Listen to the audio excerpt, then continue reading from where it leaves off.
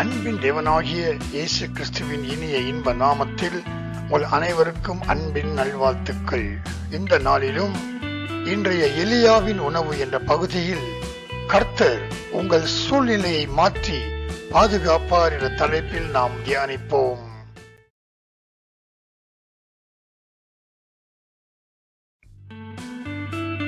கர்த்தருடைய பாதுகாப்பு ஒருவருக்கு இருக்குமே ஆனால் நிச்சயமாக அவர்கள் அசைக்கப்பட மாட்டார்கள்.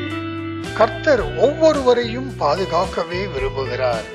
ஆனால் ஜனங்கள் கர்த்தரை விட்டு தன் பலத்தை நம்பி, தன்னை சுற்றியுள்ள பலத்தை நம்பி கர்த்தரை விட்டு தூரமாக போகின்ற காரணத்தினாலும், சிறுமைப்பட்டவனை அசட்டை செய்வதாலும், ஏளனம் செய்வதாலும் கர்த்தரால் அவர்களுக்கு பாதுகாப்பு தர முடியவில்லை.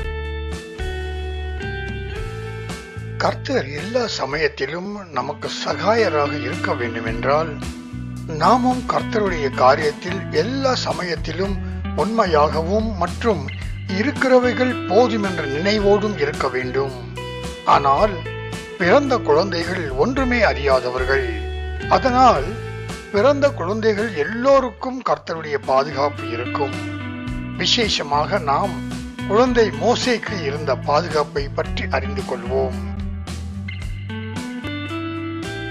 எகிப்தில் இஸ்ரவேல் ஜனங்கள் பெருகாமல் இருக்க ஒரு கட்டளை பார்வோனால் பிறப்பிக்கப்படுகிறது. பிறக்கின்ற குழந்தை ஆண் குழந்தைகளாக இருந்தால் அவைகளை கொன்று போட மருத்துவச்சிகளுக்கு கட்டளை இடுகிறான். ஆனால் மருத்துவச்சிகள் தேவனுக்கு பயந்தபடியினால் அவர்கள் ஆண் பிள்ளைகளையும் உயிரோடு காப்பாற்றினார்கள். இதை அறிந்த பார்வோன் மருத்துவச்சிகளை அழைத்து கேட்கும் போது, அவர்கள் எபிரேய பெண்கள் பலசாலிகளாக இருப்பதால் நாங்கள் போவதற்கு முன்பாகவே அவர்கள் பிரசவித்து விடுகிறார்கள் என்றார்கள். உடனே பார்வோன் அடுத்த கட்டளையை பிறப்பிக்கிறான். குடும்பத்தில் பிறக்கும் ஆண் குழந்தைகளை நதியில் தூக்கி போட வேண்டும் என்கிறான். இந்த இக்கட்டான சூழ்நிலையில்தான் மோசேயின் பிறப்பு நிகழ்கிறது. குழந்தை மோசே மருத்துவச்சிகளால் கொல்லப்படவில்லை. அந்த குழந்தை காப்பாற்றப்படுகிறது. பின்பு குழந்தை மோசேயை அவள் தாய் உடனடியாக நதியில் தூக்கி போடாமல் அந்த குழந்தையை ஒளித்து வைக்கிறார்.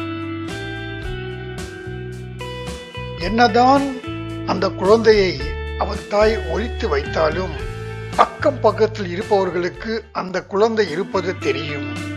ஆகையால் எந்த நேரத்திலும் பார்வோனுக்கு அவர்கள் மூலமாக செய்தி செல்ல வாய்ப்பிருந்தும், அல்லது ஏதாவது ஒரு சமயத்தில் எகிப்து ராணுவம் அந்த வீட்டுக்கு பக்கத்தில் வரும்போது கண்டுபிடிக்கப்படும் என்றாலும் மோசேயின் தாய் அவனை முடிந்த அளவு ஒளித்து வைக்கிறாள்.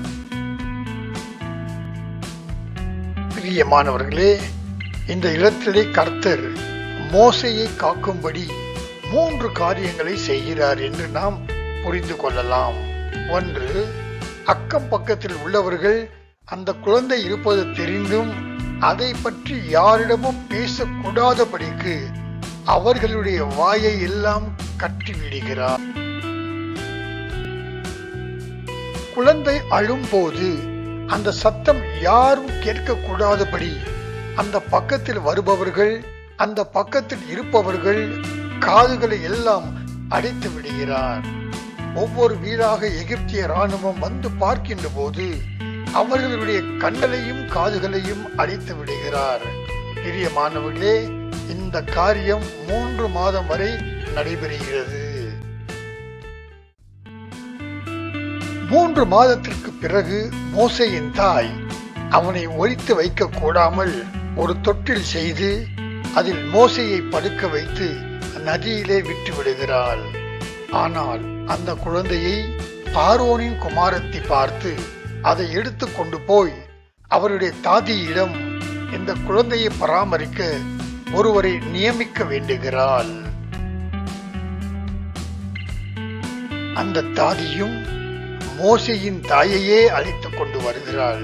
பாருங்கள், பெற்ற தாயே மோசேயை வளர்க்கும்படி நம் கர்த்தர் சூழ்நிலைகளை மாற்றி குழந்தை மோசேயை தாயிடம் சேர்த்தார்.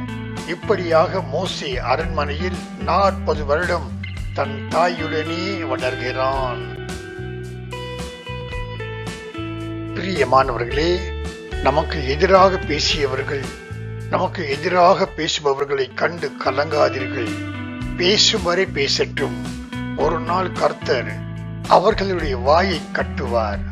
பின்பு அவர்கள் நம்மை காணக்கூடாதபடி அவர்களின் கண்களை குருடாக்குவார்.